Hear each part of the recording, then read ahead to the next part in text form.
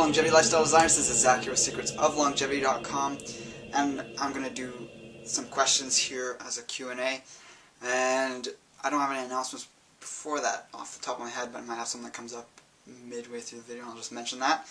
Anyways, the first one's from Adri Garcia, and he's asking whether it's realistic or worthwhile doing a caloric restriction diet at 22 years old, and if so, is there dangers with that, problems? And then another question that was tagged onto that was, do you think it's best to not eat fruit? So, to start with the calorie restriction question, I don't think it's viable or reasonable to even start that until at least 30. That's when a lot of the proponents of it seem to recommend it to begin at. That's just because that's at the point where everything's done maturing, you could say. So most males are still going through puberty technically up till 25. It might be very small and gradual changes, but it's still occurring, brain changes and growth, and these patterns are being laid down. So yeah, if you wait till 30, that's sort of supposedly the best time, but I do know people that started around 20 or even younger, and they appear to be doing well. So it's really a matter of personal preference. If you're wanting to do it just because you think it's the best thing, then you might as well wait. But if you're really passionate about it and you're really up on the research, maybe go into it. It's not, I haven't looked so far into it that I know every aspect and danger and risk to it. I do see a few examples of people having low bone density and low testosterone from going on this, so I do question its validity, but you know, we do see the longest lived cultures in the world almost always eating less than 2,000 calories a day, so to some degree, amount of calorie restriction is going to be beneficial, but I think it can also be replicated through choices in diet, possibly the restriction of one amino acid, which would be tryptophan, so that's avoiding foods that are very high in tryptophan. And certain things like, that doesn't mean don't get any tryptophan because it is an essential amino acid, but foods like bone broth and gelatin are very low, if not absent, in tryptophan, and they give you very complete protein otherwise, except for tryptophan. It's in there, but just not to a high degree. That was one theory I came across, but you'd have to look at a number of foods and the amino acid profiles of them. And that comes out of research that was done on animals that showed a similar result, that when they restricted tryptophan in the diet, it correspondingly had the same effects as calorie restriction. So with calorie restriction, we have to wonder, is it the actual number of calories they're getting that is causing some change, or is it actually specific nutrients that they might be, most people would be getting too much of, that might be cutting their life short, basically. But then also looking at resveratrol, that has the possibility of doing similar things as well. So maybe just waiting for the research to come out about that is your best hope. You're young, and I think anyone young doesn't have to sort of concern themselves with this too much. But yeah, if you're interested in experimenting, go ahead. Just keep in mind to do your research well, get a good program to follow, and really track things. Don't just go on the whim that, oh, I eat a complete diet, I'm just going to scale everything back. You really want to be very careful and specific about getting everything possible in your diet if you're going to be doing something like that. And then the issue of eating or not eating fruit, I think there's definitely a lot of great benefits to a lot of different fruits, but I don't think they should make up a majority of your calories by any means. So do what feels best, of course. If you have cancer or candida issues or any issues that are aggravated by sugar, it might be wise to go on a low sugar regimen for some period of time. But you know, berries, blueberries, blackberries, and all these other things, generally in the berry section, but also other fruits, are very beneficial and have a number of antioxidants and vitamin C and many other things going on for them that are worthwhile to consume. What do I think of carnosine supplement was another thing you asked there, and I don't recommend synthetic supplements. While perhaps a whole food based carnosine supplement could be beneficial, I don't see it as viable unless you're able to get that. I believe Gabriel Cousins sells one, and I've heard him talk about it, and the benefits on paper sound good, but whether that translates into the human body has yet to be seen. So it's good at opposing glycation, which would definitely have its benefits. But yeah, I don't know enough about the synthetic forms of it to be able to recommend that, and I just generally don't recommend synthetic supplements at all anyways, or isolated supplements from inorganic materials. So that's anything that's not from an animal or plant, or yeast or bacteria extract.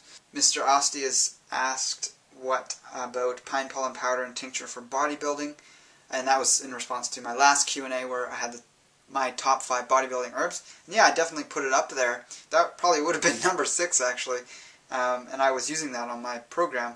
It's a great herb. You can find a link below to get some if you're interested in using it, whether you've used it before or not, and see the results you get for yourself. And he went on to say that he's gotten benefits from it. So yeah, it's definitely a great thing to use. It wasn't in the top 5 just because I felt those other 5 were superior, but it's definitely a fantastic adaptogenic herb that can be safely used by anyone at any age.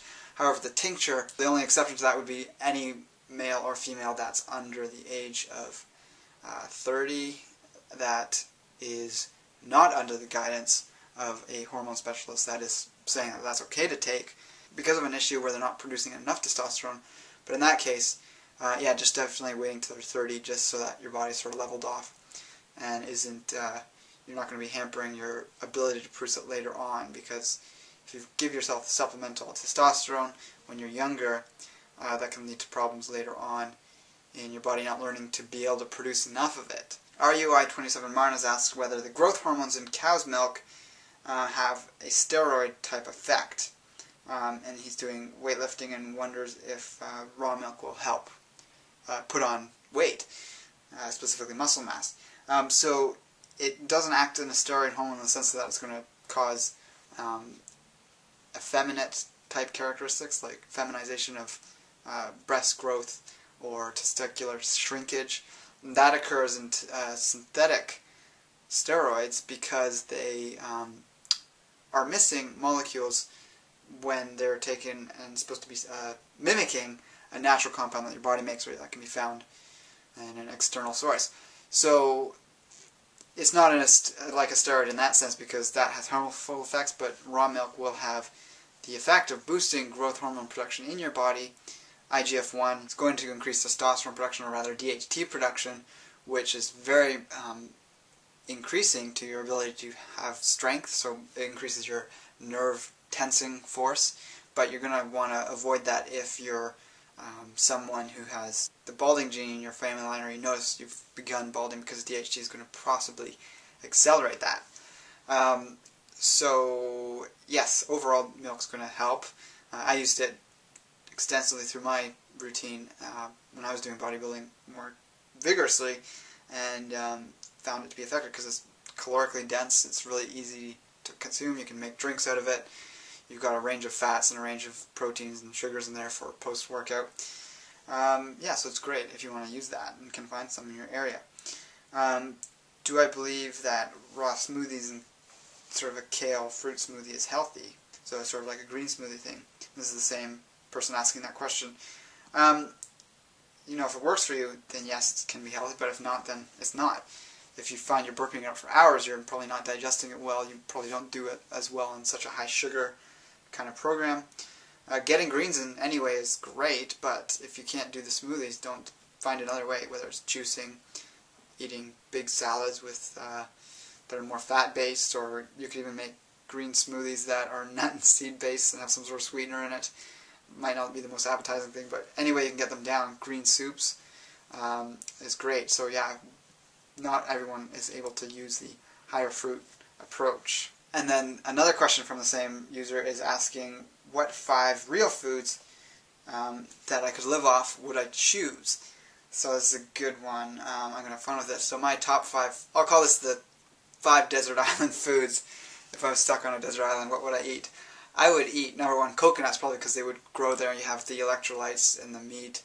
There's a culture, name escapes me off the top of my head, but they basically consume 3 foods. It's coconuts, fish, and some sort of bitter melon that grows in the forest. And they live on these islands, and they have very good longevity, very good health from these 3 main staple foods, and then you have some other foods they eat too, but those are basically all they eat. I'm not saying I'm going to eat that, but I would eat coconuts, number 1. Definitely some sort of a green, whether it's sunflower sprouts. It could be any green that I find appetizing, so I guess I say some type of sprout, sunflower sprout. Then I choose beef, red meat. Actually, I'm going to go with bison. I'd say some sort of red meat, and it would probably be bison. And that would probably include any type of meat from that animal, including the organs. Then we could also say some type of fish. I'd say crab. Crab is very low in pollutants. It just doesn't seem to absorb that into itself.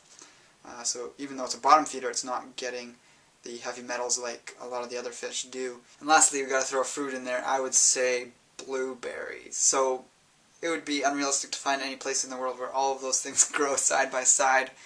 But those would be my 5 favorite foods. So that'd be a nice round of things that would keep me satisfied and have enough variety that I'd probably be able to last a long time on that, if not indefinitely. I might prefer, instead of the sunflower sprouts, some sort of wild grass, because sunflower sprouts technically they don't grow wild in that way, so they wouldn't be totally viable for long-term consumption. And perhaps some sort of wild green that was not high in alkaloids that could be consumed consistently over the long term would be the ideal thing to do. So some sort of green, I'll leave that open. Whatever I could forage would be sort of my 5th one. So with that, definitely check the links out below. If you have more questions, post them below and I'll answer them in a future Q&A. Just remember, I don't do specifics on disease states, so I can't, if you have a question about something broad, like I have this thing going on, I can't answer that because 1, my channel is about longevity, not about acute diseases, and 2, I don't know your personal history, and there's a whole host of things I'd have to ask you to get the right perspective on how we could deal with that. So the best thing for that case is to set up a personal phone consultation with me, and you can find those at the link below, the link to my website where you can set that up. And also set up a consultation if you just have a lot of questions and you want to get some feedback and improve your lifestyle in any way. With that, take care and embrace life without limits.